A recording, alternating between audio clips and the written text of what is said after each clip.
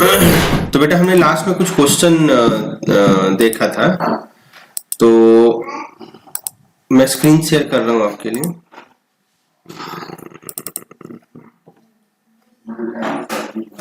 सबको बेटा स्क्रीन मिल रहा है? Yes sir. अच्छा, अब ओके, एक क्वेश्चन है बेटा, आप लोग देख सकते हैं इलस्ट्रेशन 1.23। मैंने आपको व्हाट्सएप किया था ना, तो व्हाट्सएप में मैंने कई सारे जो है क्वेश्चन शुरुआत में जो है आपको भेजे थे, तो उसमें से एक क्वेश्चन मैं दिखा दे रहा हूँ। थोड़ा सा एक अच्छा सा क्वेश्चन है, एक सेकंड मुझको टाइम देंगे।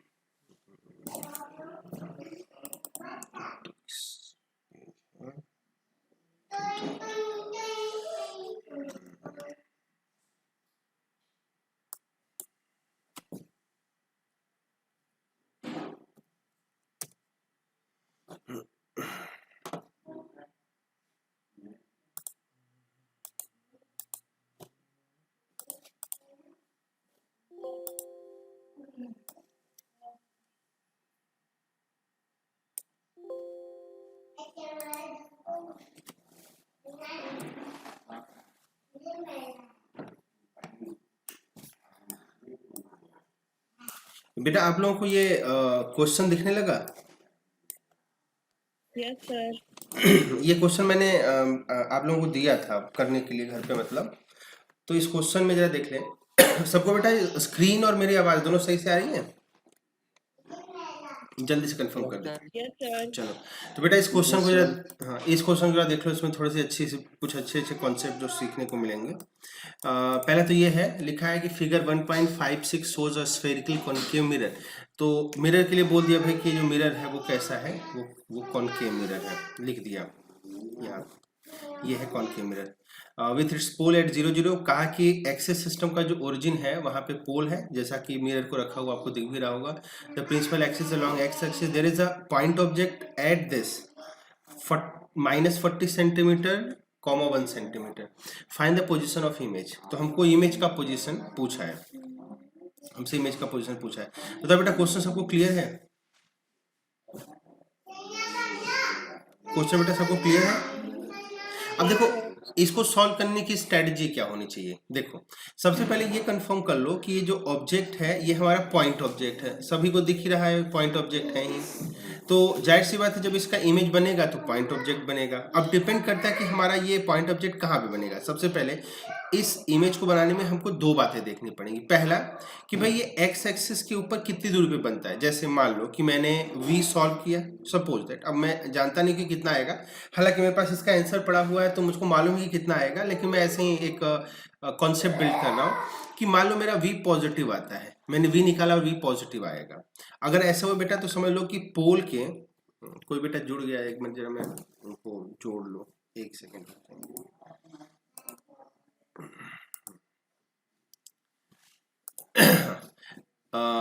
तो बेटा ये जो पॉजिटिव आएगा उससे ये कंफर्म होगा कि भाई हमारा पॉइंट ऑब्जेक्ट कहाँ पे होगा। जैसे उस केस में जब मैं v निकालूंगा तो सोचो u क्या होगा। बेटा u होता है ये ऑब्जेक्ट डिस्टेंस ये वाला, और u हमको x एक्सिस का जो कोऑर्डिनेट है वो बताएगा। वो कितना है बेटा?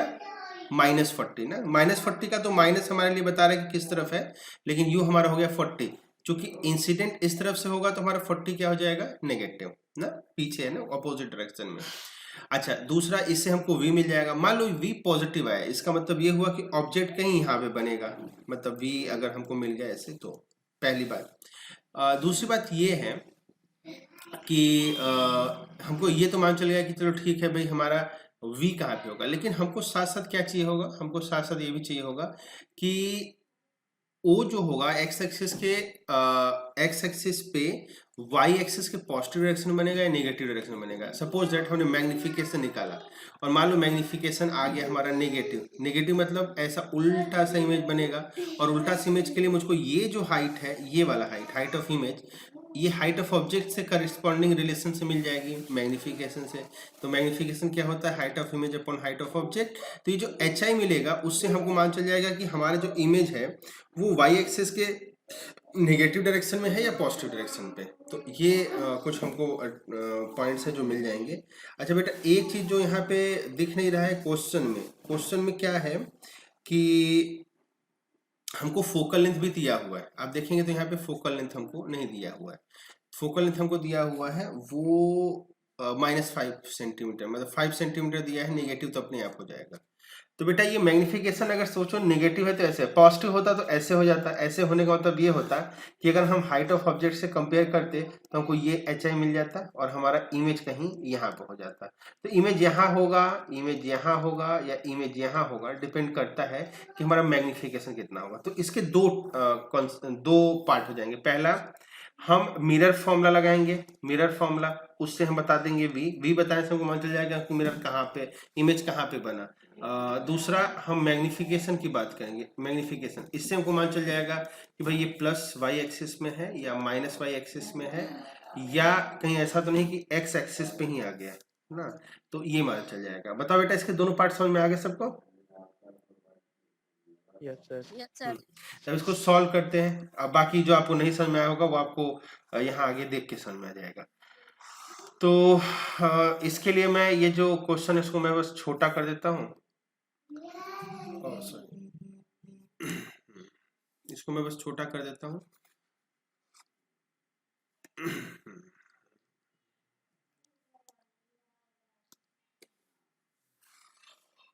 जो भी पॉइंट चाहिए होगा हम यहाँ से कॉपी कर लेंगे, ठीक है। तो स्टार्ट करते हैं। सबसे पहले बेटा, अगर मैं इमेज को एक्स एक्सिस के लॉन्ग देखना चाहूँ कहाँ पे है, तो पहले ये कंफर्म कर लेते हैं कि हमारा यू क्या होगा। तो सबसे बेटा पहले, क्या यू सबको समझ में आ गया कि 40 सेंटीमीटर होगा विद नेगेटिव साइन? यहाँ पर किसी को दिक्कत बेटा? No, sir. No sir. अच्छा, v हमको बताना ही है। अच्छा, फोकल लेंथ कितना है? -5 सेंटीमीटर। 5 सेंटीमीटर फोकल लेंथ है और नेगेटिव इसलिए क्योंकि कैसा मिरर है? Concave mirror. इसका यूज करके बेटा हम मिरर फॉर्मूला लगा सकते हैं। मिरर फॉर्मूले से अगर हम बात करें तो हमारा मिरर फॉर्मूला हो जाएगा 1/v plus 1/u equal to 1/f। सारी वैल्यू को कॉपी कर देंगे।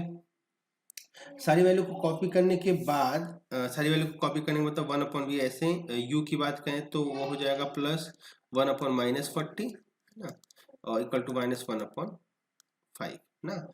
इससे हम v निकाल लेते हैं। तो 1/v क्या हो जाएगा? ये 1/40 माइनस 1/5, ये प्लस हो जाएगा ना उधर जाके। तो क्या हो जाएगा? 40 एलसीएम हो जाएगा ना, तो ये हो जाएगा 1 माइनस 8/40 ना। तो यहाँ से हमको v मिल गया 40/7 ना, with negative sign. 40/7 with negative sign. बेटा ये नेगेटिव आने का मतलब क्या कंफर्म कर रहा है? कंफर्म ये कर रहा है कि जो हमारा इमेज आया है, जैसे मान लो ये मिरर है हमारा, ये मिरर है, ये हमारा ऑब्जेक्ट है। ऑब्जेक्ट एक्चुअली पॉइंट ऑब्जेक्ट है ऐसे।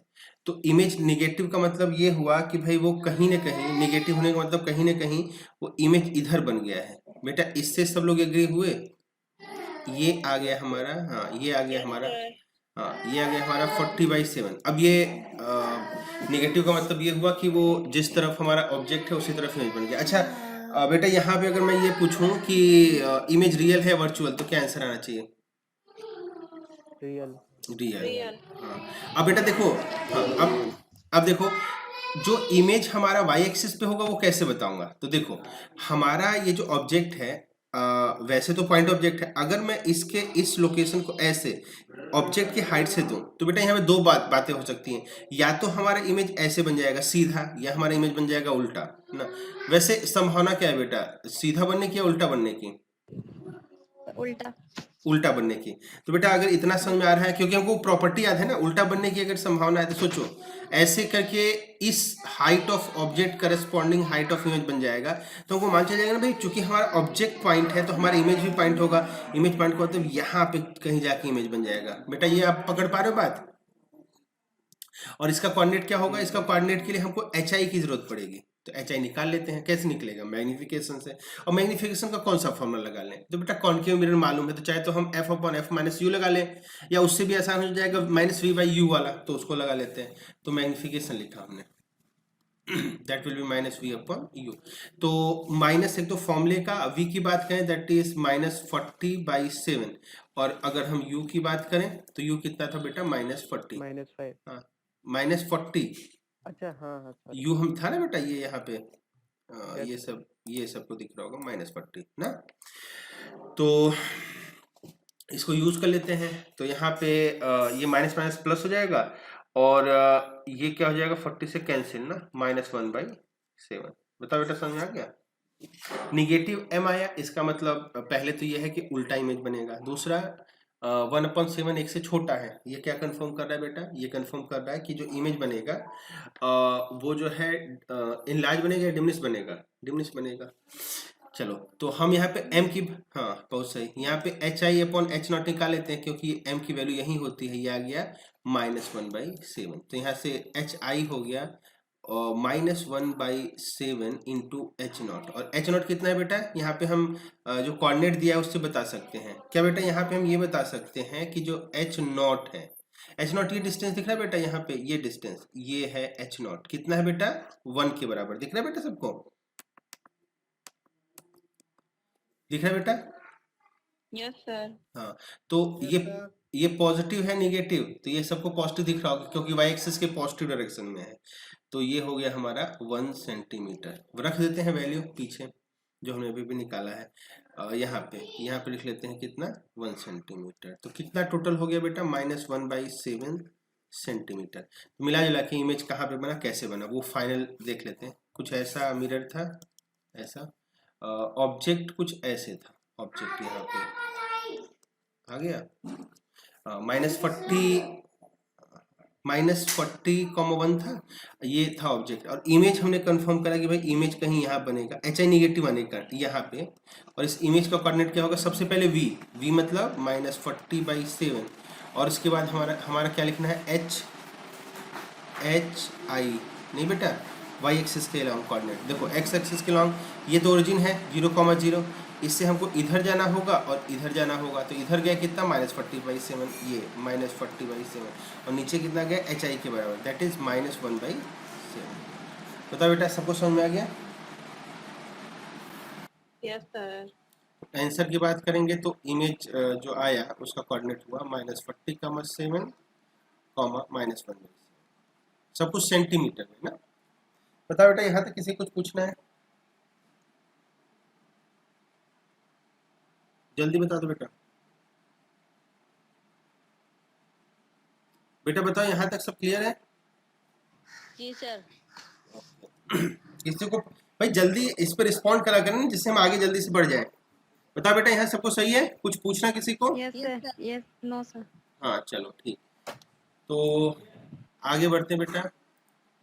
और आगे क्वेश्चन में कुछ लोग लाइन में है क्या?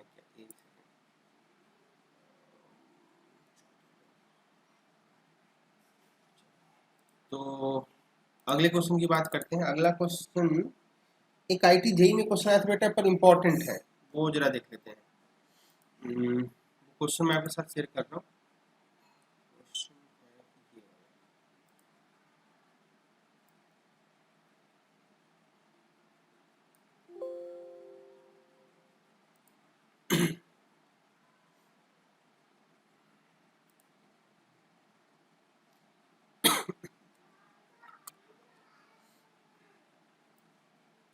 बेटा ये क्वेश्चन सबको दिख रहा है?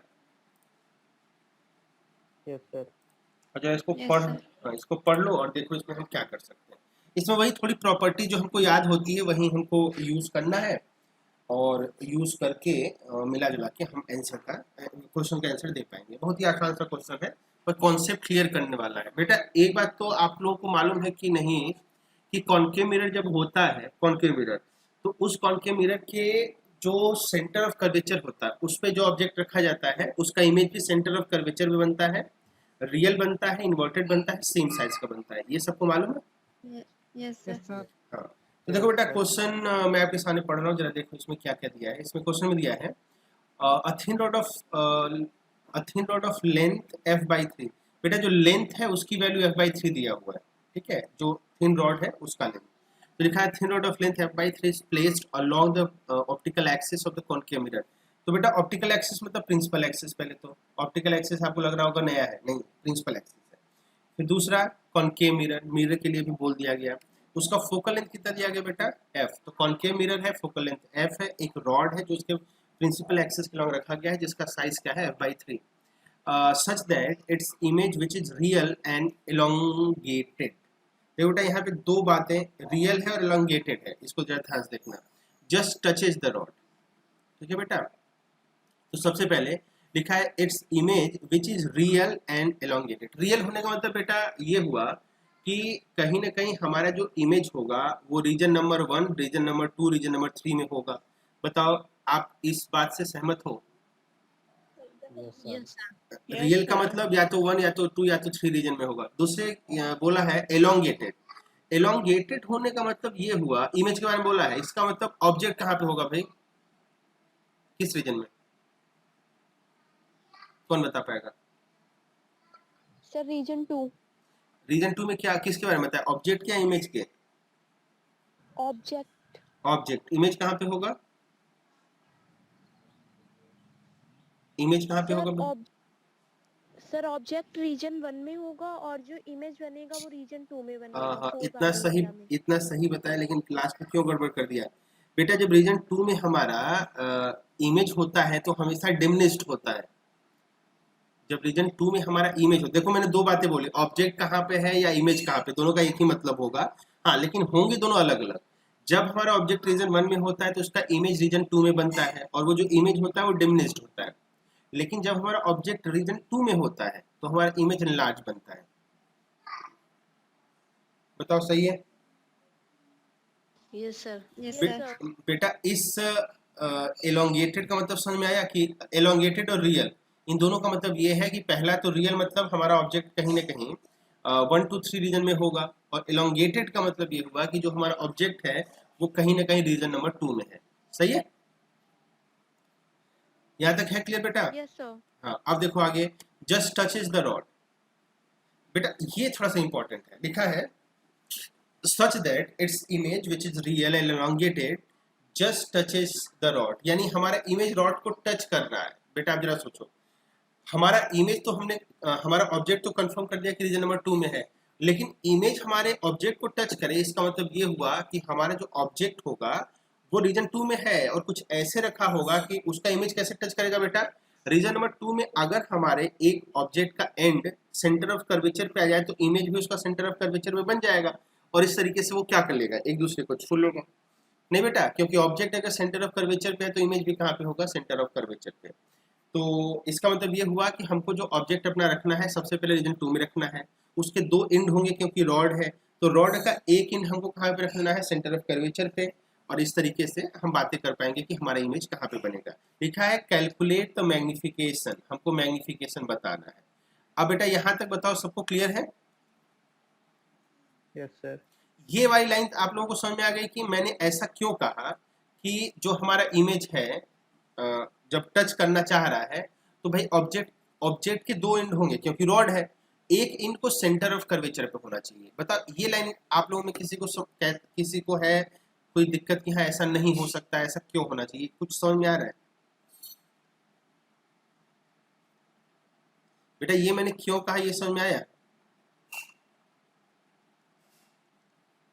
बोलो भाई, एकदम शांत, मामला एकदम शांत। बेटा सबको मेरी आवाज आ रही है? सर एक बार फिर से समझा दीजिए। मैंने ये क्वेश्चन में ये लाइन देखा, ये लाइन सब लोग देखें, ये इंपॉर्टेंट लाइन, मतलब इंपॉर्टेंट तो बहुत कुछ है इसमें, लेकिन यहाँ पे देखो इमेज की बात करी गई है which is real and elongated, इसकी बात करी है। उसके बाद सबसे इंपॉर्टेंट लाइन इस क्वेश्चन का, just touches the rod. Just touches the rod का मतलब समझ में आ जरा, मैं इसको अलग से बना दूं। देखो मान लो ये ऑब्जेक्ट है, मान लो ये ऑब्जेक्ट है, ऑब्जेक्ट बेटा रॉड होगा ना, क्योंकि रॉड बोला गया है।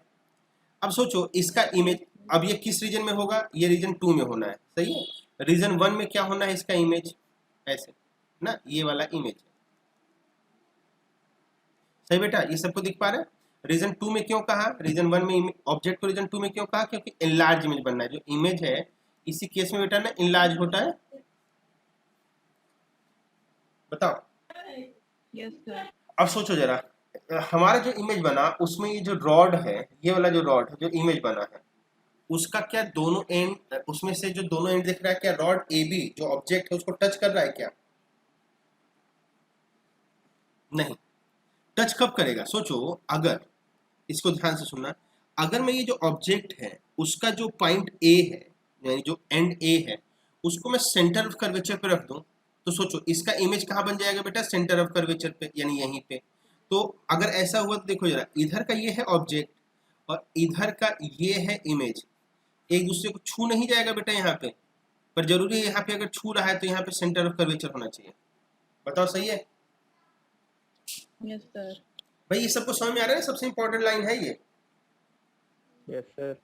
हाँ, Yes, तो sir.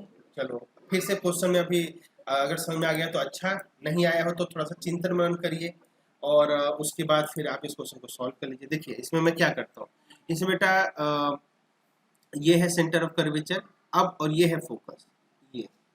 अब मैं जो रॉड है उसको देखो कैसे रख रहा हूँ, ये मैं अपना रॉड यानी जो ऑब्जेक्ट है उसको ऐसे रख रहा हूँ, देखना जरा, ऐसे ऐसे, ये है रॉड। ये मैं किस रीजन में रखा हूँ बेटा, रीजन नंबर 2 में। अच्छा इसका इमेज बनेगा, इसका इमेज बना लेता हूँ, इसका इमेज ऐसा कुछ बन जाएगा, ये है इमेज।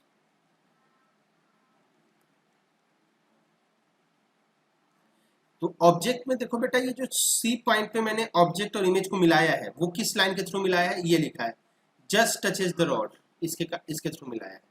अब देखो बेटा हमारा जो ऑब्जेक्ट है उसका साइज क्या है, f/3। थोड़ा सा इसको अच्छे से लिखता हूँ, ये वाला जो साइज है ये वाला, this is f/3।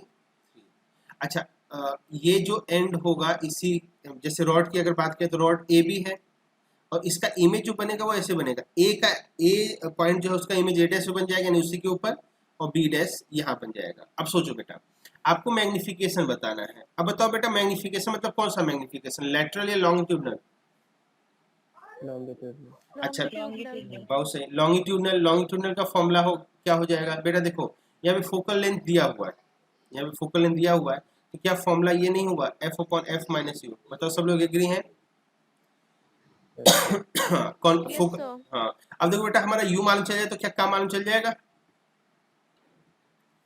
Ji sir. ठीक है। अब देखो बेटा u किसके लिए बताओगे, देखो मैं देख पा रहा हूँ कि मेरा ये जो ऑब्जेक्ट है दैट इज b, उसका इमेज कहाँ पे बना, b' पे, और अगर ऐसा है तो हमको बस u बता देना है। तो देखो क्या क्या होगा उस केस में, इस केस में हमारा u कितना है, ये हमारा u इतना डिस्टेंस हुआ बेटा, और ये डिस्टेंस कितना हुआ, ये डिस्टेंस देखो, ये वाले यहाँ तक तो f है और यहाँ तक 2f है, सबको दिख ही रहा होगा ये 2f है। तो 2f - f/3 कर देंगे तो बेटा क्या ये लेंथ मिल जाएगा, ये वाला length, Yes, sir. 2f - f/3। Yes, sir. बताओ सही है? तो Yes, 5f/3 ये आ जाएगा, रख देते हैं। Sir. साइन कन्वेंशन की बात करते हैं, कॉन्केव है तो focal length negative minus f minus, अच्छा u बताओ बेटा पॉजिटिव होगा नेगेटिव f/3 के 5f/3 के बराबर, नेगेटिव या positive? Negative. Negative, Negative. Negative मतलब ये हो गया पॉजिटिव 5f/3। बताओ सही बेटा?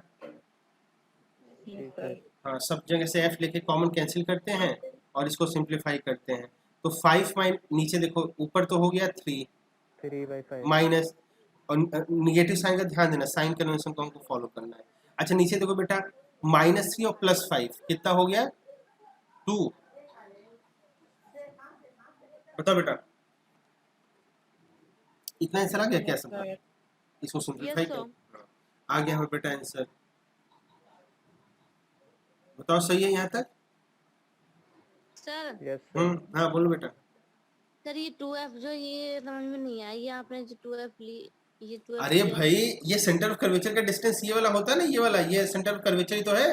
ये कितने के बराबर होता है, 2r के बराबर होता है, 2r के, जी सर। r के बराबर होता है, और r कितना होता है, r/2 कितना होता है, f के बराबर, तो r कितना हुआ 2f के बराबर। 2r 2f, जी सर। भाई जो c होता है उससे p के बीच का डिस्टेंस रेडियस ऑफ कर्वेचर होता है, और radius of curvature focal length का दुगना होता है, तो r = 2f नहीं हुआ। जी सर। हाँ तो ये मैंने 2f, ये समझा ना 2f कैसे ले लिया आप। Yes sir. हाँ वो सेंटर ऑफ कर्वेचर से पोल के बीच का डिस्टेंस होता है ना r ही 2f होता है, तो इतना तो आप जान गए, तो मैंने सीधे लिख दिया। तो समझ में आया बेटा u कैसे लिया, यस सर। Yes sir. बस आ गया हमारा आंसर। बेटा ये देखो IIT JEE में क्वेश्चन आया हुआ है, दिख भी रहा होगा IIT JEE 1991, लेकिन अगर कॉन्सेप्ट को पकड़ो, मतलब क्वेश्चन को पढ़ते इसमें चीज़ों को थोड़ा सा ऑब्जर्व करो तो बड़े आराम से इस टाइप के क्वेश्चन को कर सकते हो। बताओ बेटा, यहाँ तक सबका क्लियर हो गया? Yes sir. अब बेटा कुछ क्वेश्चन और हैं मैंने आपको दे रखे हैं, उनको आप थोड़ा करिएगा। क्वेश्चन नहीं आएगा तो पूछिएगा, क्वेश्चन आपको बड़े आराम से आ जाएगा। थोड़ा सा उस पर रुकिएगा, सोचिएगा कि भाई क्या दिया है, क्या पूछा है। क्या दिया का मतलब कई बार वो जो प्रॉपर्टी होती है उसका यूज करना पड़ जाता है, जैसा कि मैंने कुछ क्वेश्चन में आपको दिखाया। अब बेटा क्वेश्चन का तो कोई अंत नहीं है, मैं आपको कई सारे क्वेश्चन दिया हूँ। जो शुरुआत मैंने आपको अलग अलग करके क्वेश्चन दिया ना बेटा, उनको आप करने जो इलस्ट्रेशन करके लिखे हुए हैं, पीछे आपके सारे क्वेश्चन ऑलमोस्ट हो जाएंगे। बताया बेटा, यहाँ तक सही है? सबको समझ में आ गया?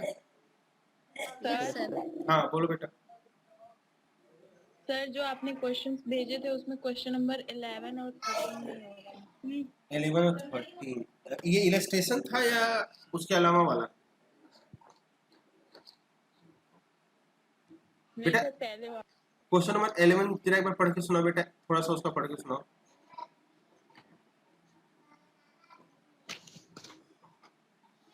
एक concave mirror of focal length 10 centimetre, ये लिखा है ये बेटा।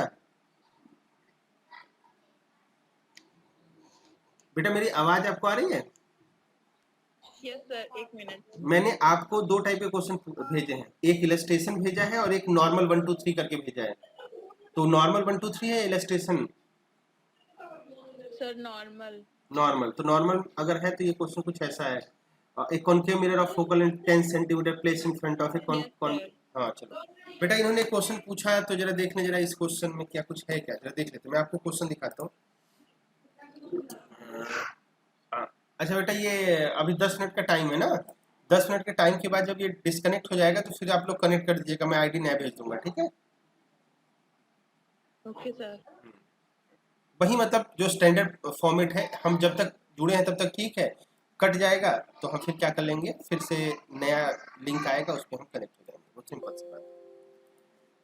तो मैं बेटा यहाँ पे एक क्वेश्चन है जिसको मैं भेज रहा हूँ, जिसको मैं दिखा रहा हूँ।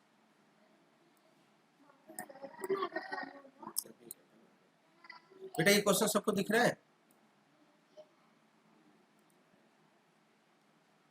बेटा मेरे हाँ सबको स्क्रीन तो मिल ही रहा होगा।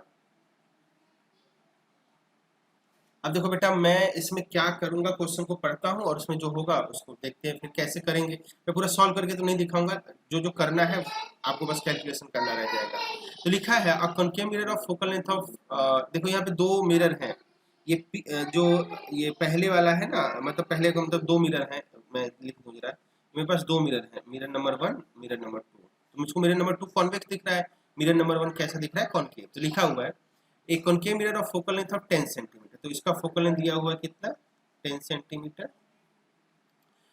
इस place in front of a convex mirror of focal length of 20 centimetre, तो इसका फोकल लेंथ दिया हुआ है 20 सेंटीमीटर, सही है। The distance between the two mirrors is 20 centimetre. तो ये बेटा ये डिस्टेंस यहाँ से यहाँ पोल से पोल के बीच का डिस्टेंस, बेटा ये 20 सेंटीमीटर जो मैंने डिस्टेंस लिखा है समझ में आया ना, दोनों की पोल के बीच का डिस्टेंस है, सही बेटा? यहाँ तक हाँ, the distance between the two mirrors is 20 centimetre, point object is place 5 centimetre from the concave mirror. बेटा ये कॉन्केव मिरर ये वाला है, तो यहाँ से ये वाला डिस्टेंस ये वाला हमको 5 सेंटीमीटर दिया है from the concave mirror. Discuss the formation of image. देखो बेटा ये बेटा क्वेश्चन सबको समझ में आ गया? Yes sir. Yes sir. अब मुझसे पूछा है कि discuss the formation of image. बेटा discuss the formation of image की अगर मैं बात करूँ तो दो बातें हो सकती है। पहला, आप देखो होगा क्या कि जो मिरर नंबर 1 है अपने ऑब्जेक्ट ओ को देख के क्या बना देगा, इमेज। अब इमेज पीछे बनाएगा, कहाँ बनाएगा, ये कैसे मान चल जाएगा, मिरर फॉर्मूला इस पे लगा देंगे, एकदम इंडिपेंडेंट मिरर फॉर्मूला लगाएंगे, हमको क्या मिल जाएगा, इमेज मिल जाएगा। बताओ बेटा यहाँ तक सबको समझ में आ गया? Yes sir. Yes sir. तो भाई ये जो इमेज है, इस इमेज को मैंने I1 कह दिया, एक second.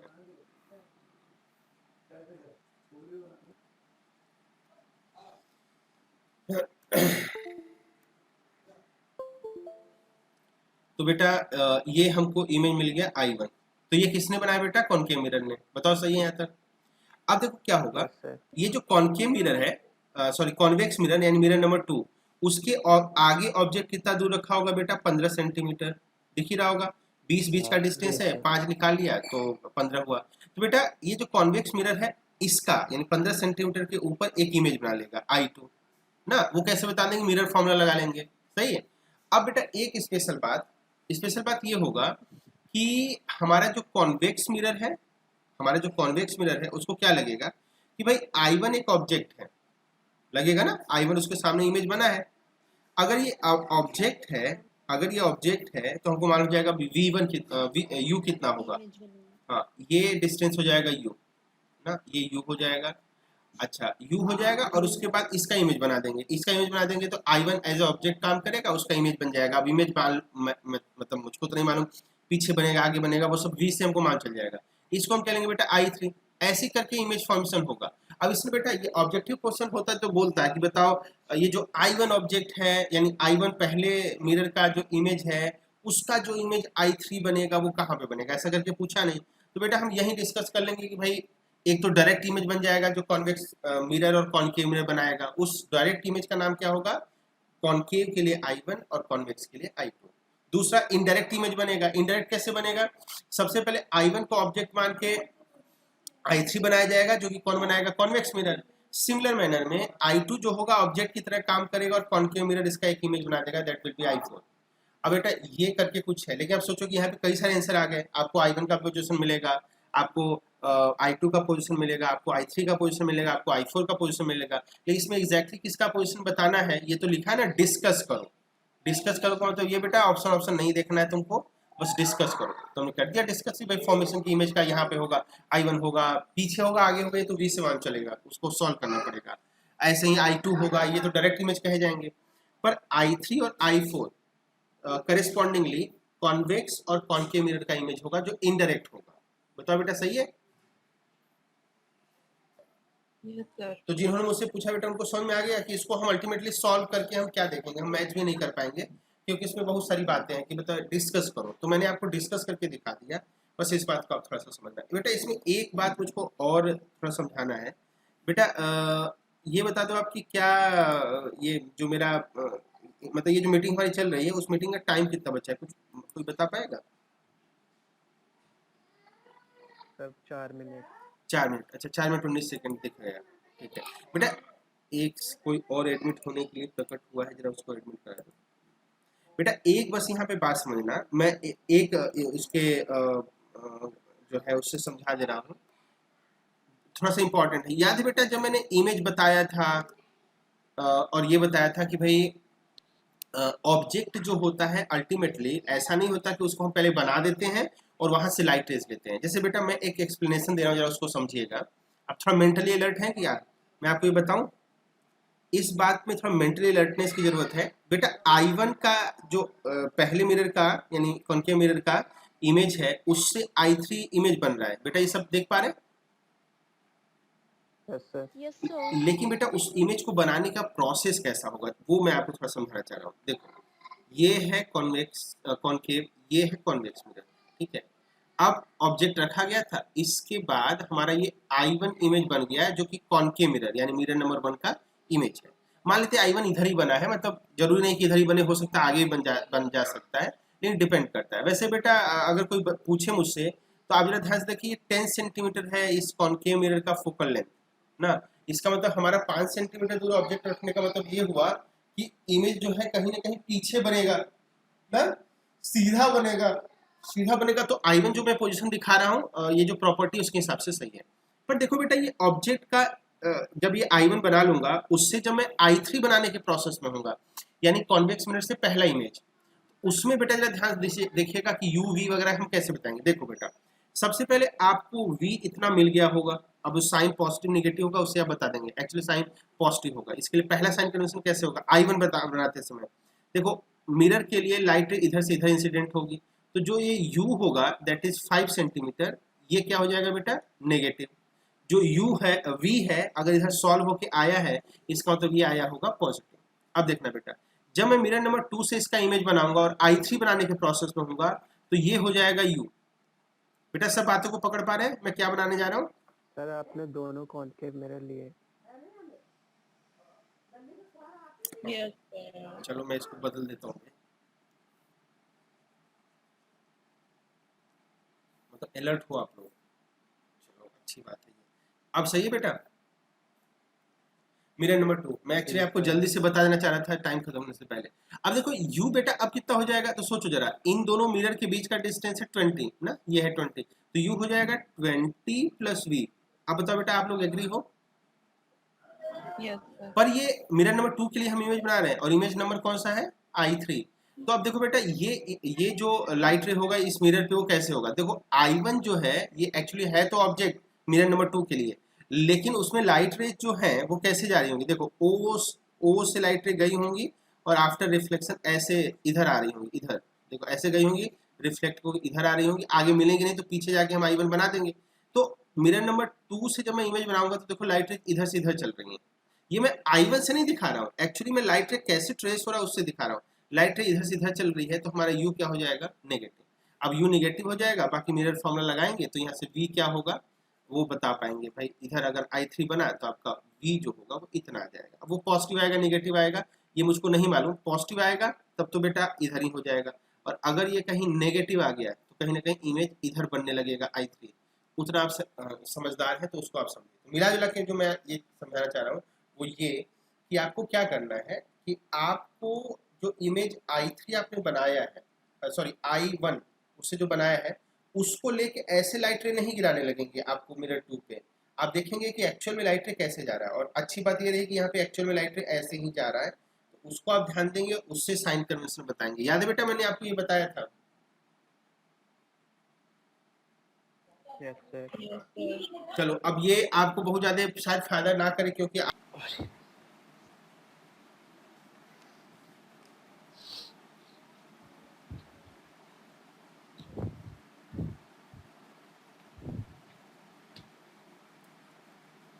down with velocity of this in terms of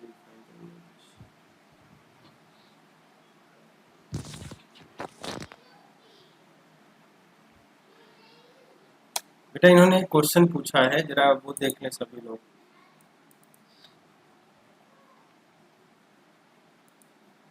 सबको बेटा मेरी स्क्रीन जो है शेयर दिख रही है, ये स्क्रीन सबको शेयर हो गई बेटा? तो इन्होंने बोला है कि हाँ, इन्होंने क्वेश्चन बोला है कि भाई एक मिरर है ऐसा, ये ऐसा मिरर है, लिखा है an object is falling vertically downward with the velocity of 10 metre पर सेकंड। कहते कोई बेटा ऑब्जेक्ट है, ये ऑब्जेक्ट है वो 10 मीटर पर सेकंड से नीचे गिर रहा है, ठीक है। कहते हैं कि इधर हमको क्या मानना है, जे, मतलब जो मानना होता है वही दिया है, इधर मानना है आई, नहीं आई वाला थोड़ा सा उल्टा हो गया ना, आई वाला उल्टा मतलब इधर नेगेटिव आई होता, लेकिन इधर इसने बोला है कि इधर पॉजिटिव आई है। ऑब्जेक्ट ऐसे गिर रहा है, ये वाला एंगल जो है इसने बोला है कि ये वाला एंगल है 30 डिग्री। फिर बातें पूछी होंगी तो लिखा है object is falling vertically downward with the velocity of 10 metre पर second in terms of I cap J cap find the image velocity.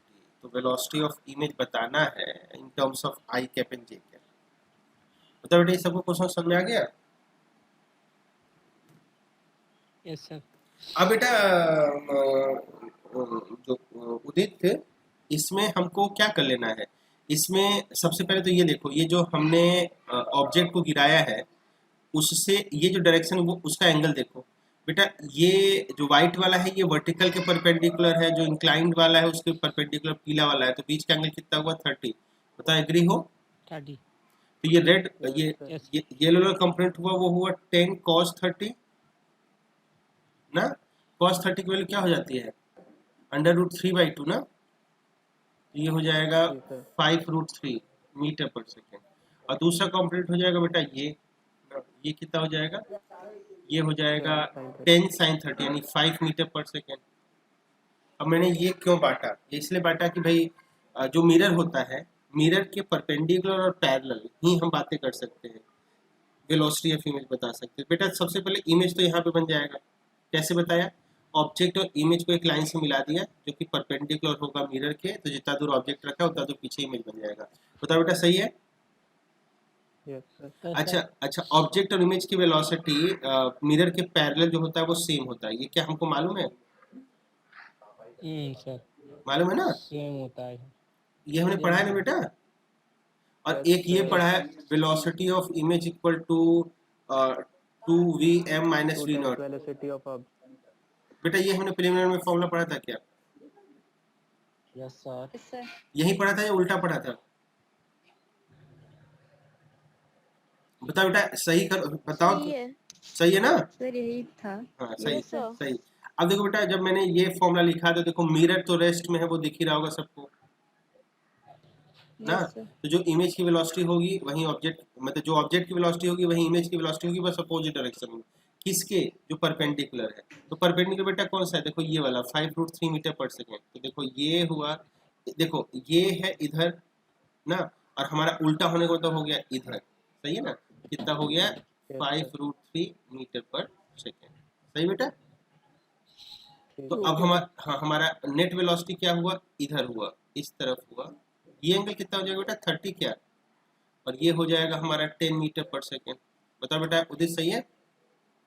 Yes, sir. अब देखो बेटा, ये लाइन है और हमारी वेलोसिटी इससे है 30 डिग्री पे, कितनी है? 10 मीटर पर सेकेंड। अब इसके कंपोनेंट कर लो ना भाई, इसके कंपोनेंट कर लोगे, कंपोनेंट करोगे इधर थोड़ा। 10 मैंने जो लिख दिया वो गलत जगह पे लिख दिया, मतलब यहाँ पे मैं कंपोनेंट लिखूंगा ना, तो इसलिए वो जगह आपको नहीं लिखूंगा। मैंने यहाँ पे 10 लिख दिया, 10 मीटर पर सेकेंड। अब इसके कंपोनेंट हो जाएंगे बेटा, देखो ये है 30, ये ना दिख रहा है, ये 30 है। ये कितना हो जाएगा बेटा? ये वाला हॉरिजॉन्टल वाला, 60. ये हॉरिजॉन्टल 60 होगा। मतलब मिला जुला के ये मिरर ऐसा है, मिरर ऐसा है, ये है रेफरेंस लाइन जिससे इमेज बना था। और इससे मालूम ये चला कि बेटा ये समझ पा रहे हो ना, ये 30 कैसे लिखा था? इसको अगर तुम थीटा बोल दो तो tan थीटा क्या हो जाएगा? This upon this perpendicular base, तो ये हो जाएगा 5/5√3। तो 5 चला जाएगा, 1/√3 बचेगा। 1/3 का मतलब ये हुआ थीटा कितना हुआ? 30 डिग्री। थीटा यही है बेटा, इससे एंगल ये है 10 और इससे एंगल ये है 13। अब हमको इधर हॉरिजॉन्टल और वर्टिकल कंपोनेंट निकालना है। वर्टिकल तो क्या लगता है ये एंगल कितना होगा? 30 दिख रहा है बेटा? ये टोटल एंगल क्या हो जाएगा? 60। तो 10 का इधर कंपोनेंट क्या हो जाएगा? 10 cos 60, और इधर क्या हो जाएगा? 10 sin 60। ये हो जाएगा 5 और ये हो जाएगा कितना? 5√3। अब हमसे पूछा आई कैप जे कैप में बताओ, तो बेटा देखो ये किसकी तरफ है? प्लस आई कैप की तरफ। तो हमारा वी आई हो जाएगा प्लस 5√3 आई कैप प्लस, और ये वाला किस तरफ बेटा? 5 जे एक्सिस के पॉजिटिव डायरेक्शन में। Plus तो ये हुआ 5 जे कैप। बताओ बेटा, समझ में आ गया क्या हो जाएगा? yes, sir. ये हो गया हमारा आंसर। यही था कि बेटा और था कोई? इतना ही था बस. खुद ही समझ में आ गया कि नहीं? आ गया सर. चलो, और बेटा इतना कुछ कर ही दिया है, तो अब हम जो है बात कर लेते हैं कि हम भाई मिरर के केस में कॉनकेव मिरर, बेटा ये आवाज जो है ये नेचुरल है या आर्टिफिशियल है? सर आर्टिफिशियल लग रही है. हाँ, देख के तो यही लग रहा है आर्टिफिशियल है। और दुर्भाग्य की बात है कि बेटा आपके यहाँ से ये साहित्य सर बेटा आपकी तरफ से आ रही थी क्या? No sir. क्योंकि गांव तो आप ही का दिख रहा है। शायद अरे नहीं की सर, तरफ से मेरा आ तो रही मूड थी. था सर. अरे नहीं सर, मेरी सर, तो शायद की वॉल्यूम तरफ बंद से आ थी रही. खाली. पहले तो मैं आपको एक बात बताता हूँ, यहाँ पे दो बातें हैं। जैसे वो क्लासरूम, अजय सर मैं नहीं सर बंद कर ले रहा हूँ. कोई दिक्कत नहीं है, कोई दिक्कत नहीं। असल में क्या है ना, यहाँ पे जैसे क्लासरूम में तो क्लोज सर्किट कैमरे नहीं लगे हैं, सीसीटीवी। यहाँ पे क्या है ना, यहाँ पे दो बातें हैं। पहली बात तो ये कि आप कुछ भी करते हैं ना तो यहाँ पे स्क्रीन पे आ जाता है आपका नाम। दूसरी बात ये है कि रिकॉर्ड भी हो जाता है, तो आप रिकॉर्डिंग में सर देखें। ठीक है, तो मैं बंद कर ले रहा हूँ. नहीं, वैसे आवाज़ तो अच्छी थी, अगर नेचुरल होता तो और अच्छी होती। दूसरा ये बेटा कि थोड़ा सा डिस्टरबेंस हो जाता है, तो आप लोग अपनी तरफ से ही खुद जो है बड़े होने का परिचय दीजिए, ठीक है? ये मैं आप ही के लिए नहीं बोल रहा हूँ शायद, ये मैं सबके लिए बोल रहा हूँ जो ऐसा करने की सोच रहे होंगे और जो ऐसा कर चुके होंगे, दोनों के लिए, ठीक है? ओके अच्छा, सर, सॉरी सर. कोई दिक्कत नहीं बेटा, आप मतलब बात करते समय अच्छे से करते रहो। ऐसे होता है तो डिस्टर्ब हो जाता है। अच्छा बेटा, ये आप लोगों को मालूम है कि जो अपने संजीव सर, उनकी तबीयत खराब हो गई है, मालूम है? जी सर। हाँ, Yes, sir. कल कल मालूम चला कि वो हॉस्पिटलाइज्ड भी हो गए। तो अब ये अपने भगवान से ये दुआ ही करो कि वो थोड़े से सही रहे। शायद सुना था कि ऑक्सीजन लगा था। कल सर मुझको बता रहे थे अपने आलम सर, वो मतलब सौभाग्य होगा कि हॉस्पिटल में फेस टू फेस मिल गए तो मालूम चल गया। तो इस समय हॉस्पिटलाइज्ड है और अभी तो फिलहाल स्थिति अच्छी है और बाकी भगवान करे कि अच्छी रहे। तो थोड़ा सा हाँ सर। प्रे करिएगा कि चलो बेटा। तो आप थोड़ा सा आप लोग भी अपना ख्याल रखिएगा। इस समय मामला जो चल रहा है वो कुछ ज़्यादा ही खराब चल रहा है, तो इसका फ़ायदा भी उठाइएगा। पीछे जो पढ़ लिया है उसको ज़्यादा रिवाइज करने के चक्कर में रहिएगा। नया हो जा रहा है तो अच्छी बात, नहीं हो जा रहा है तो भी अच्छी बात, आप उसको ऐसे मान के चलिएगा। तो पीछे का रिवीजन बहुत ज़रूरी है, आगे की पढ़ाई भी ज़रूरी है और व्यवस्थाएं सबके पास भी सबके पास ही लगभग बराबर है। तो थोड़ा सा उनके बीच में कहीं ना कहीं आपको जो है ऑप्टिमाइज करना है सिस्टम को, और बाकी आप समझदार हैं, आप सब कुछ कर लेंगे अगर आप सही से करें तो। ठीक है, चलो बेटा अब आते हैं। बताओ बेटा, सबको स्क्रीन दिख रही है? जल्दी से कंफर्म करें। सही बेटा? Yes, sir. चलो अब हम देखेंगे बेटा कि जो अभी हमने अभी उदित ने मुझसे जो क्वेश्चन पूछा था वो प्लेन मिरर को लेके था। प्लेन मिरर को लेके जो था उसको हमने वहां पे देख लिया था कि भाई कैसे इसको एक्चुअली सॉल्व करना है। लेकिन यहाँ पे जब हम स्फेरिकल मिरर में आते हैं तो फॉर्मूला वहीं होल्ड नहीं करता, और यहाँ और आगे जहाँ जहाँ भी आप बेटा वेलोसिटी को लेके फॉर्मूला बनाना चाहेंगे तो उसके लिए बेटा आपको हर एक केस में एक स्टैंडर्ड फॉर्मूला मिला होगा। उस स्टैंडर्ड फॉर्मूला का यूज करके ही हम क्या बता देते हैं कि भाई हमारे ऑब्जेक्ट के रिस्पेक्ट में इमेज की वेलोसिटी क्या होगी। तो आप जरा समझिए उसको कैसे बताते हैं। ये एक जनरल कॉन्सेप्ट जैसा हो जाएगा। तो लिखते हैं यहाँ पे हेडिंग कि speed of image in spherical mirror.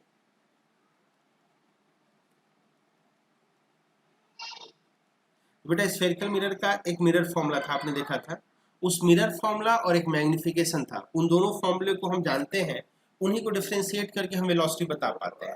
तो यहाँ पे दो केस होगा, जैसे पीछे हमने केस 2 लिया था वैसे यहाँ पे केस 1। बेटा एक तो होगा velocity along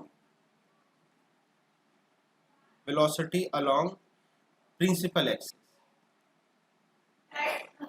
velocity along principal axis. और दूसरा क्या हो जाएगा, velocity perpendicular to the principal axis, जैसा हमने प्लेन मिरर में बताया था, सेम कॉन्सेप्ट। अब बेटा देखिए, कोई भी डिस्टेंस जो प्रिंसिपल एक्सिस के लॉन्ग होगा, क्या हमको मालूम है उसमें रिलेशन क्या होता है? तो बिल्कुल मालूम है बेटा, ये होता है 1/v plus 1/u is equal to 1/f।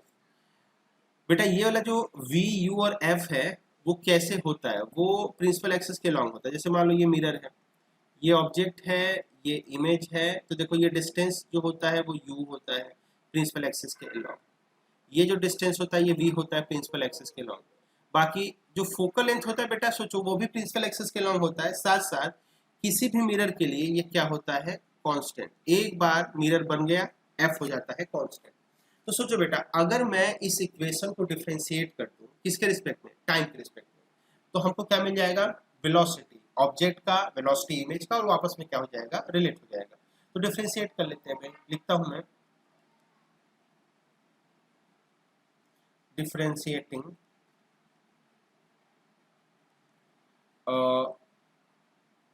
above relation with respect to time। बेटा टाइम के रिस्पेक्ट में हमने क्या कर लिया, डिफरेंशिएट। तो दोनों तरफ डिफरेंशिएट करते, तो सबसे पहले ddt आएगा v पे, तो इसका डिफरेंशिएशन हो जाएगा -1/v²। बेटा ये सबको मिल रहा है ना मेरी आवाज? हाँ चलो बढ़िया, बहुत सही बहुत सही। तो बेटा ये v का जो डिफरेंशिएशन करा 1/v का, वो -1/v² कैसे आया होगा, v ऊपर जाएगा तो v के पावर में -1 हो जाएगा। x की पावर n का फॉर्मूला होता है nx⁻n−1, तो v का क्या हो जाएगा, जैसे ऐसे है ना, v के पावर में -1, तो ये हो जाएगा -1 e⁻²। इसको ऐसे लिख लूंगा -1/v²। समझा बेटा? तो यही तो मैंने लिखा है यहाँ पे। तो v t तो है नहीं, तो उसके रिस्पेक्ट में डिफरेंशिएशन करा ऐसे, ऐसे ही -1/u² du/dt। अब बेटा जब 1/f को डिफरेंशिएट करूंगा तो 0 इसलिए हो जाएगा क्योंकि ये तो मिरर के लिए कांस्टेंट होगा। ये वाला पॉइंट सबको समझ आएगा कि 0 क्यों हुआ बेटा? Yes yes sir yes sir sir बस हमारा काम आ गया, हमारा काम खत्म हो गया। अच्छा, सबसे पहले एक खास बात और देखें, ये बेटा जो u होगा ये डिस्टेंस किसका होता है? ऑब्जेक्ट का। पर किसके रिस्पेक्ट में होता है? पोल के रिस्पेक्ट में। पोल मतलब मिरर के रिस्पेक्ट में। तो बेटा ये जरा समझो कि ये dv बाई dt क्या बताएगा। dv बाई dt सबसे पहले तो बताएगा वेलोसिटी। किसका बताएगा भाई? इमेज का बताएगा ना, v मतलब इमेज होता है। अच्छा, किसके रिस्पेक्ट में बताएगा? मिरर। एक्चुअली ये पोल के रिस्पेक्ट में बता रहा है, पर पोल चूंकि मिरर का पार्ट है इसलिए इसको लिख दे रहा हूँ मिरर के रिस्पेक्ट में। अच्छा, ये क्या हो जाएगा बेटा? Velocity of object. लेकिन u किससे बताया जाता है? मिरर से, इसलिए हो जाएगा velocity of object with respect to the mirror. अब बेटा यहाँ पे अगर वेलोसिटी ऑफ इमेज आप निकाल रहे हो तो ये क्या हो जाएगा? ऐसे velocity of image with respect to mirror is equal to, ये velocity of object with respect to mirror अगर हम इधर करें तो 1/u स्क्वायर जाके पॉजिटिव हो जाएगा, तो नीचे देखिएगा 1/u स्क्वायर। अब v स्क्वायर यहाँ पे डिवाइड है तो उधर जाके क्या हो जाएगा? मल्टीप्लाई, ये हो जाएगा। मल्टीप्लाई। अच्छा, उधर जाके नेगेटिव साइड लगेगा नहीं लगेगा बेटा? लग जाएगा। ये समझ में आ रहा है यहाँ तक? बताओ। सर अब बेटा ये वाला जो फॉर्मूला है इसको हम ऐसे भी लिख सकते हैं, ये जो टर्म हमने अभी भी सॉल्व करा, ये वाला टर्म इतना, इसको क्या मैं m स्क्वायर लिख सकता हूँ? बताओ बेटा m। Yes, sir. हाँ, यस सर हाँ, तो मिला जुला के ये फॉर्मूला हुआ, velocity of image with respect to the mirror is equal to minus m square velocity of object with respect to the mirror. बेटा ये एक फॉर्मूला है और ध्यान देंगे v o oblique m real formula नहीं है, रिलेटिव फॉर्मूला है, इसको भी आप ध्यान दीजिएगा। यहाँ पे जो मैंने ये बताया है फॉर्मूला, ये फॉर्मूला जो बॉक्स में आपको दिख रहा होगा, ये फॉर्मूला बेटा हमारे लिए कैसा फॉर्मूला है? ये फॉर्मूला हमारे रिलेटिव फॉर्मूला है। यहाँ पे वी आई ऑब्लिक एम क्या है बेटा? एक तो वी आई ऑब्लिक एम को लिखेंगे कैसे? V I minus V M. बताओ बेटा सही है? यस सर ऐसे वी ओ ऑब्लिक एम को कैसे लिखेंगे? V O minus V M. तो बेटा यहाँ पे ये दोनों जो पहले है वेलोसिटी ये रिलेटिव है और बाद में वी आई और वी एम रियल वेलोसिटी है। तो यहाँ पे हमको ये फॉर्मूला मिल गया। बताओ यहाँ तक किसी को कोई दिक्कत? No sir. अच्छा बेटा ये एक जनरल एस्पेक्ट, जनरल कॉन्सेप्ट जैसा हो जाएगा कि जब भी हमको प्रिंसिपल एक्सिस के अलोंग किसी भी केस में, चाहे वो लेंस हो, चाहे वो स्फेरिकल रिफ्रैक्टिंग सरफेस हो, चाहे वो प्लेन रिफ्रैक्टिंग सरफेस हो, कुछ भी आगे आपको दिखने वाला है उसमें जब भी प्रिंसिपल एक्सिस के अलोंग आपको वेलोसिटी चाहिए तो आप बस उसके करस्पॉन्डिंग फॉर्मूले को क्या कर देंगे? डिफरेंशिएट कर देंगे। सही बेटा? अगला वेलोसिटी होगा बेटा केस नंबर 2 का, जिसमें हम बात करेंगे कि परपेंडिकुलर कैसे बताएं। तो केस 2 होगा 2 और इसमें होगा परपेंडिकुलर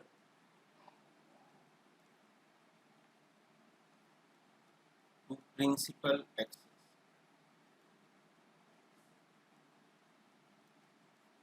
सही बेटा? तो प्रिंसिपल एक्सिस के परपेंडिकुलर की अगर मैं बात करूं तो उसमें कौन काम आएगा बेटा? तो उसमें कोई नहीं बल्कि हमारा मैग्निफिकेशन काम आएगा। होगा क्या? मान लो ये हमारे पास मिरर है, ये प्रिंसिपल एक्सिस मैंने ड्रॉ कर दिया। अब सोचो बेटा अगर हमारा ऑब्जेक्ट, ये ऑब्जेक्ट है, मूव करके यहाँ पहुंच जाता है ओ डैश पे, तो हम बेटा उसको एज एन ऑब्जेक्ट हाइट ले सकते हैं ऐसे ना। तो सोचो इमेज जब ओ होगा तो इमेज कहीं यहाँ होगा, मान लेते हैं यहाँ कहीं इमेज होगा। अब जब ओ डैश पे जाएगा तो कहीं ना कहीं वो हमारा इमेज यहाँ पहुंच जाएगा ना, आई डैश पे। तो बेटा यहाँ पे ये जो डिस्टेंस कवर किया जा रहा है दैट इज एच नॉट, और यहाँ पे इमेज है तो ये एच इमेज ना। इन दोनों को बस हमको रिलेट कर देना है। तो होगा क्या? H I upon H naught. ये रिलेट होंगे किसके थ्रू? मैग्निफिकेशन के थ्रू। सही बेटा? अब मैग्निफिकेशन देखो, यस सर वैसे आप समझो, अगर मैं आपसे पूछूं कि बताओ बेटा ये मैग्निफिकेशन जो होता है, ये जो मैग्निफिकेशन होता है ये कांस्टेंट होता है किसी भी मिरर के लिए या वेरिएबल? तो आपका आंसर क्या लगता है, क्या होगा? m जो होगा वो किसी भी मिरर के लिए वेरिएबल। देखो बेटा इस m का फॉर्मूला होता है माइनस वी बाई यू। अब माइनस वी बाई यू में v भी चेंज हो सकता है, u भी चेंज हो सकता है, इसका मतलब m भी क्या हुआ? वेरिएबल। ठीक है बेटा? इतना कठिन क्वेश्चन तो नहीं आता, हम m को कांस्टेंट मान के भी कर सकते हैं, लेकिन अगर जनरल एस्पेक्ट में देखें तो हम ऐसे देखते हैं भाई हमारा एच आई हो गया m times of H naught, ये हो गया, इसको डिफ्रेंशिएट कर देते हैं differentiating with respect to time. Time के रिस्पेक्ट में डिफरेंशिएट करेंगे तो ऐसे दिखेगा dhi/dt।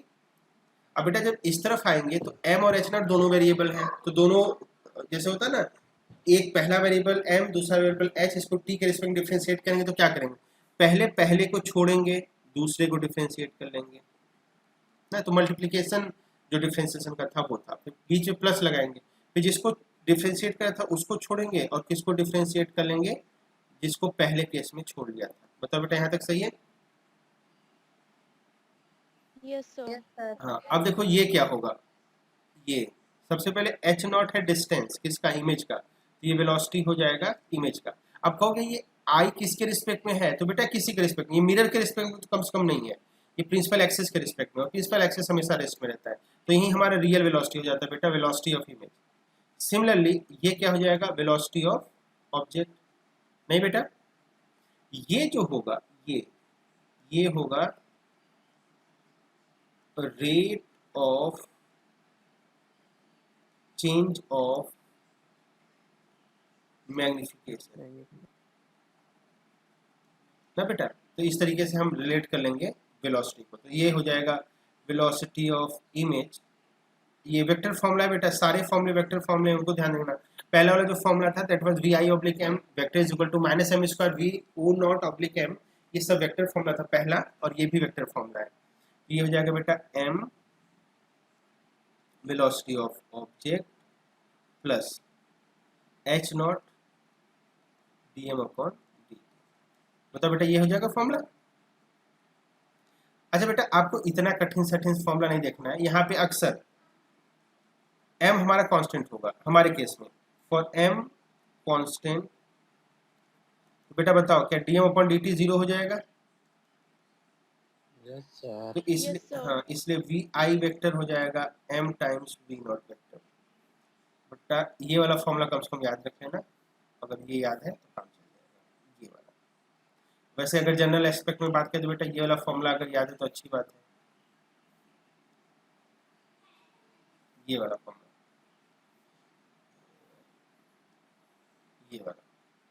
ये वाला अगर याद है तो अच्छी बात है, नहीं याद है तो कोई दिक्कत नहीं है, आपको नीचे वाला फॉर्मूला याद रखना चाहिए। तो मेरे हिसाब से तो ये आप इसको दूसरा फॉर्मूला बोल दीजिए और इसको तीसरा। वैसे बेटा आपको तीसरे की जरूरत पड़ेगी, आपको औरों की जरूरत कम ही पड़ेगी। बताओ बेटा ये फॉर्मूले क्लियर हो गया। पहला फॉर्मूला था vi/m vector is equal to -m² v और o0/m, और माइनस का ध्यान दीजिएगा, पहले में माइनस लगा हुआ है। दूसरे में बात करें तो हमने vi equal to m times of v0। बताओ बेटा यहाँ तक क्लियर है? Yes sir. अच्छा, अब टाइम तो बचा है ना बेटा हमारे पास, अभी नहीं आया, 10 मिनट का भी सर। रिमाइंडर तो नहीं आया है। तो बेटा एक आध क्वेश्चन मैं आपको उस पर करवा दूँ। क्वेश्चन वैसे मैंने दे रखा है, एक आध क्वेश्चन में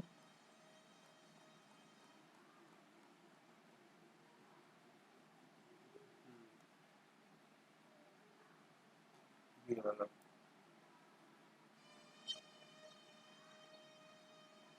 बेटा एक इलस्ट्रेशन 1.26 करके है, तो इसको देखिएगा।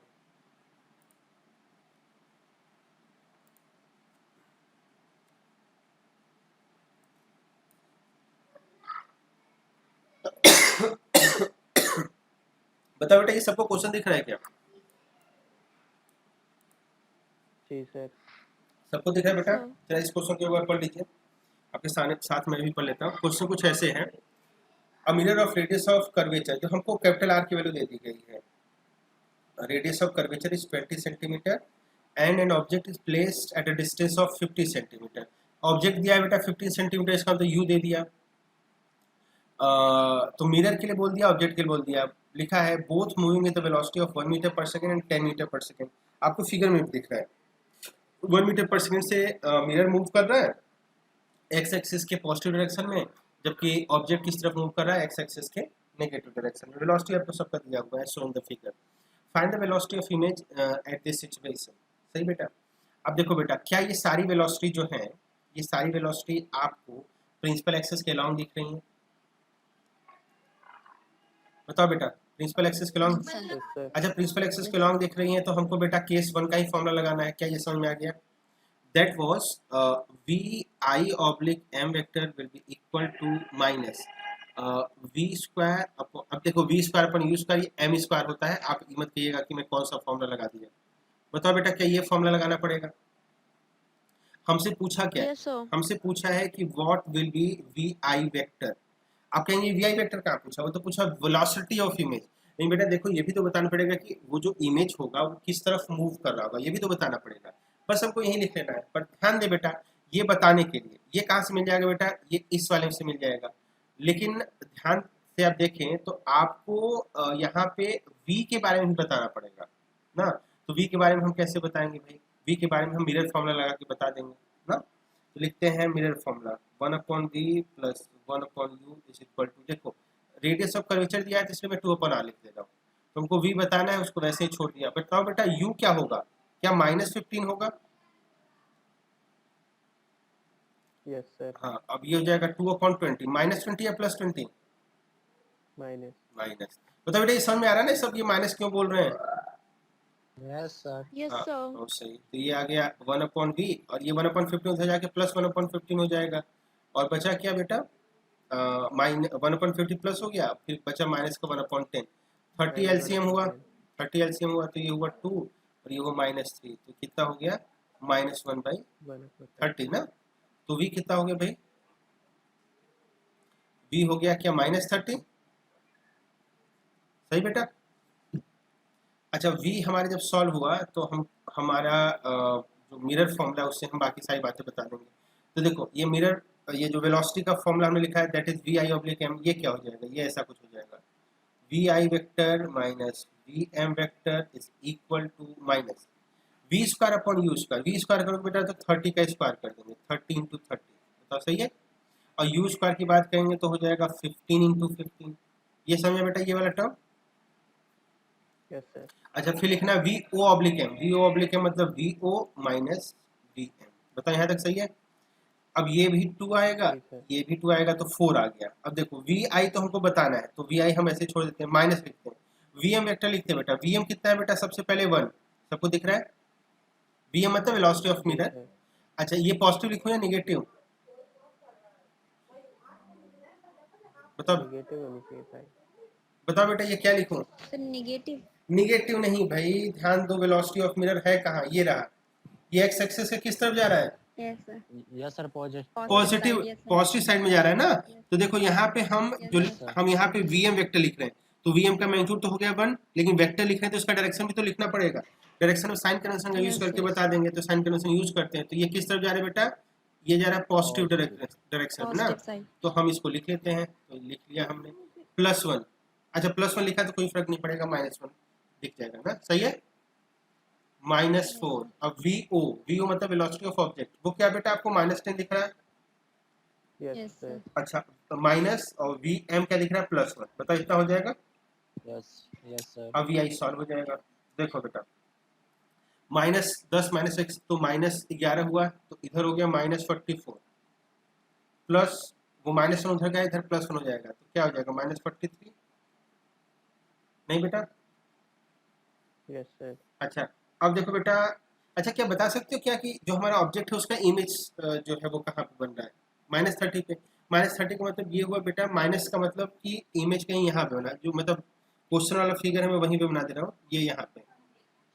बताओ बेटा इमेज यहाँ पे बनेगा, ये समझ में आ गया सबको? Yes, sir. ये डिस्टेंस कितना होगा? 30।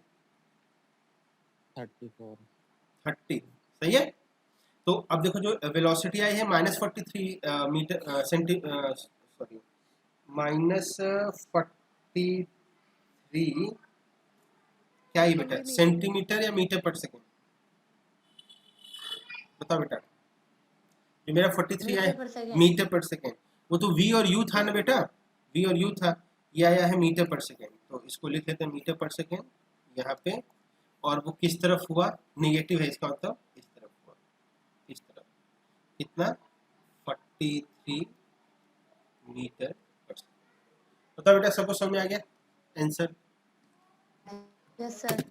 Yes sir. तो इस तरीके से बेटा कोई भी क्वेश्चन आए तो हम बड़े आराम से कर सकेंगे ना। अब मैंने बेटा वेलोसिटी का भी दिखा दिया। अब देखो कोई अंत तो है नहीं कि मैं कहूँ कि हाँ खत्म हो गया, यहाँ से शुरू होता है ये कह सकते हैं। बाकी आप देखिएगा, एक से बेटा मुझसे शायद लग रहा है कुछ गलती हो गई, और वो गलती क्या होगी बेटा, किसी ने देखा? कैलकुलेशन की गलती है। देखो भाई कैलकुलेशन की गलती होगी नहीं होगी? या देखो ये -44 आएगा या +44 आएगा? +44 आएगा। +44 आएगा। देखो बेटा ये भीतर वाला तो माइनस था, -11, और बाहर वाला -4 है, तो मल्टीप्लाई होके तो माइनस माइनस क्या हो जाएगा, प्लस। तो ये जो मैंने लिख प्लस दिया, हो जाएगा। ये लिख दिया, ये -44 नहीं +44 हो जाएगा। तो ये कितना हो जाएगा बेटा? 45 आएगा फिर। हाँ 45 45। कैलकुलेशन का ध्यान दीजिएगा। तो 45 आएगा। हाँ हाँ बहुत सही, +45 आएगा ना। अच्छा +45 आएगा तो बेटा हमारा ये वाला भी गलत हो गया, ये वाला। ये कितना हो जाएगा, कितना हो जाएगा? पहले तो ये डायरेक्शन गड़बड़ हो गया, डायरेक्शन हो जाएगा पॉजिटिव साइड में, तो ये इस तरफ हो जाएगा, पॉजिटिव तो इस तरफ है ना। और कितना हो जाएगा, 45 मीटर पर सेकंड। बेटा सबने पकड़ लिया कि क्या गड़बड़ी है? कैलकुलेशन को ध्यान से देखते रहिएगा बेटा। यहाँ तक हमारा स्फेरिकल मिरर खत्म हो गया, यहाँ पे हमारा स्फेरिकल मिरर खत्म हुआ। आपको क्वेश्चन करना है, टाइम रह गया है 8 मिनट ना। तो मैं यहाँ पे आपको बता देता हूँ कि इसके आगे वाला टॉपिक क्या होगा, रिफ्रैक्शन ना। थोड़ा सा रिफ्रैक्शन के बारे में आपको इंट्रोड्यूस कर देता हूँ, जो हमने लास्ट में देखा था, और हम कल मिलेंगे तो रिफ्रैक्शन के आगे वाले पॉइंट्स को पढ़ना स्टार्ट करेंगे। सही बेटा? सर हाँ सर, जो आपने 5th ऑफ मई को क्लास कराई थी उसकी सब वीडियो सेंड कर दीजिएगा। हाँ। यूट्यूब पर तो है नहीं क्वेश्चन हाँ हाँ, लास्ट वाला जो वीडियो था ना बेटा, अभी ये क्लास कौन सा है? 10, Yes, sir. क्लास 10 है।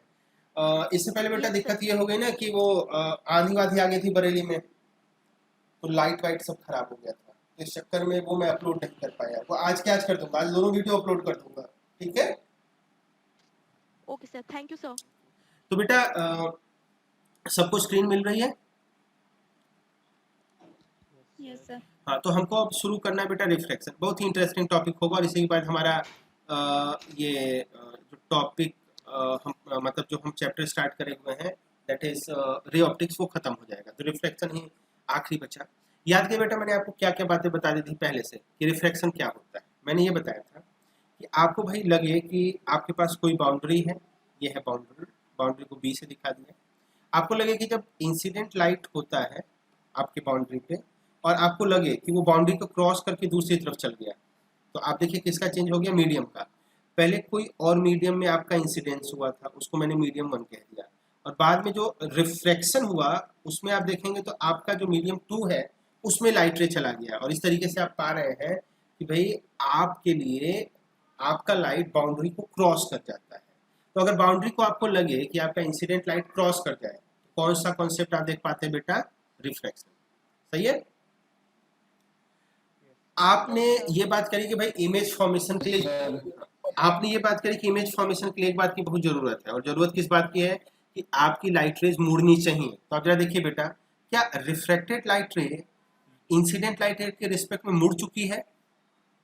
हाँ, और अगर मुड़ चुकी है तो बेटा हमारा दूसरा तरीका हुआ इमेज फॉर्मेशन का, रिफ्रैक्शन। पूरे के पूरे यूनिवर्स में केवल 2 कारण ही हमारा इमेज फॉर्मेशन होता है। पहला कारण होता है रिफ्लेक्शन। क्यों होता है ऐसा? क्योंकि रिफ्लेक्शन के बाद जो लाइट रे होती है वो मुड़ जाती है। दूसरा कारण क्या होता है, और आखिरी वो कारण होता है रिफ्रैक्शन का। तो रिफ्लेक्शन दूसरा और आखिरी कारण है, यानी केवल 2 ही तरीके हैं जिससे हमारे ऑब्जेक्ट का क्या बनता है, इमेज बनता है। क्लियर है बेटा? तो रिफ्रैक्शन जो है, इसमें हमको आगे बढ़े इससे पहले एक कॉन्सेप्ट मालूम होना चाहिए कि भाई मीडियम के बारे में हम कैसे बात करते हैं।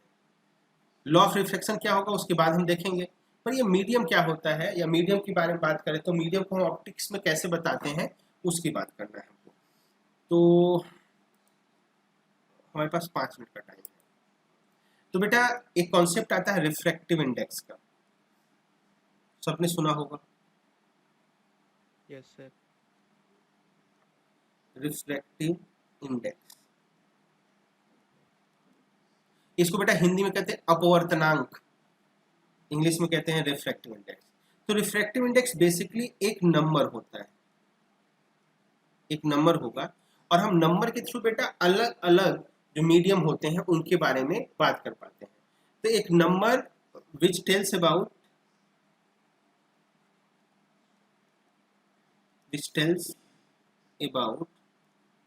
मीडियम, या ऑप्टिकल मीडियम कह लेता हूं मैं, ऑप्टिकल मीडियम। बेटा अलग अलग जब चैप्टर में होते हैं तो हम मीडियम जो होता है, कभी इसको हम कंडक्टर, इंसुलेटर ये सब बोलते हैं, कभी हम डेंसर, रेयरर बोलते हैं, मतलब अलग अलग जगहों पे अलग अलग चीज़ों से बोलते हैं। तो उसको बताने के लिए हर जगह पे कुछ ना कुछ होता है। जैसे आपने देखा था इलेक्ट्रोस्टैटिक्स में तो डाइलेक्ट्रिक कांस्टेंट था। अब आपने ध्यान दिया होगा तो डाइलेक्ट्रिक कांस्टेंट एक नंबर होता है, वो आपको किसके बारे में बताता है? मीडियम के बारे में। लेकिन वो वाला मीडियम जो होता है वो इलेक्ट्रिकल मीडियम होता है। लेकिन ऑप्टिक्स में जो नंबर होगा जिसका नाम होगा रिफ्रैक्टिव इंडेक्स, ये हमको ऑप्टिकल मीडियम के बारे में बताएगा, यानी ऑप्टिक्स में जो मीडियम होते हैं उनके बारे में बताएगा। जैसे आप अगर दो अलग अलग मीडियम की बात कर लो, कोई भी दो अलग अलग मीडियम की, तो उनके लिए जो रिफ्रैक्टिव इंडेक्स होगा कभी भी सेम नहीं होगा। इसका मतलब ये है कि इस पूरे यूनिवर्स में किसी भी मीडियम के लिए रिफ्रैक्टिव इंडेक्स फिक्स होता है। ऐसा नहीं हो सकता कि दो मीडियम हो और उनका रिफ्रैक्टिव इंडेक्स सेम हो जाए। इसका मतलब ये हुआ कि भाई एक नंबर ऐसा है जिसका यूज करके हम मीडियम को क्या कर सकते हैं? डिफ्रेंशिएट कर सकते हैं। तो रिफ्रैक्टिव इंडेक्स बहुत ही इंपॉर्टेंट हो जाता है, बहुत ही स्पेशल एक नंबर हो जाता है जो अलग अलग मीडियम के लिए अलग अलग होता है, और जिसका यूज करके हम बता पाते हैं कि भाई तुम अलग मीडियम हो, तुम अलग। जैसे मेरे पास एक मीडियम है, उसका रिफ्रैक्टिव इंडेक्स है 1.5, दूसरा मीडियम होगा तो कभी भी उसका 1.5 नहीं होगा, उसका हो जाएगा 1.6 या 1.4।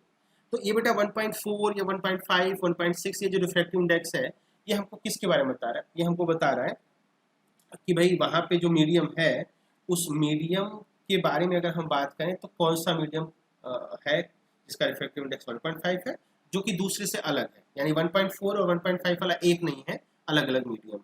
सही बेटा? तो ये जो रिफ्रैक्टिव इंडेक्स होता है बेटा, ये कैसे मालूम चलता है? तो रिफ्रैक्टिव इंडेक्स का एक फॉर्मूला होता है, उसी से हम आगे बढ़ेंगे और वहीं पे हम बातें खत्म कर लेंगे। तो रिफ्रैक्टिव इंडेक्स को बेटा मैं शॉर्ट में लिख लेता हूँ RI। RI मतलब रिफ्रैक्टिव इंडेक्स। इसको अक्सर म्यू से रिप्रेजेंट करते हैं और इसका फॉर्मूला होता है velocity of light in vacuum. इसको बेटा हम C से रिप्रेजेंट करते हैं अपॉन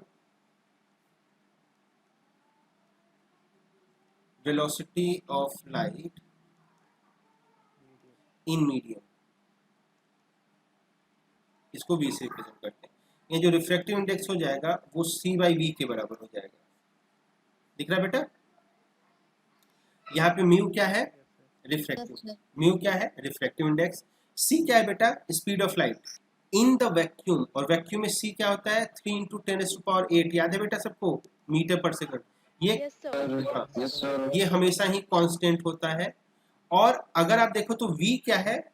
वेलोसिटी ऑफ लाइट ही है, लेकिन उस मीडियम में जिसका हम रिफ्रैक्टिव इंडेक्स बता रहे हैं।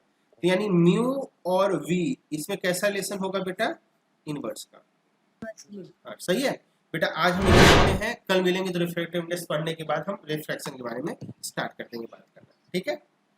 Yes sir. ओके बेटा, तो आज के लिए इतना ही, फिर मिलते हैं।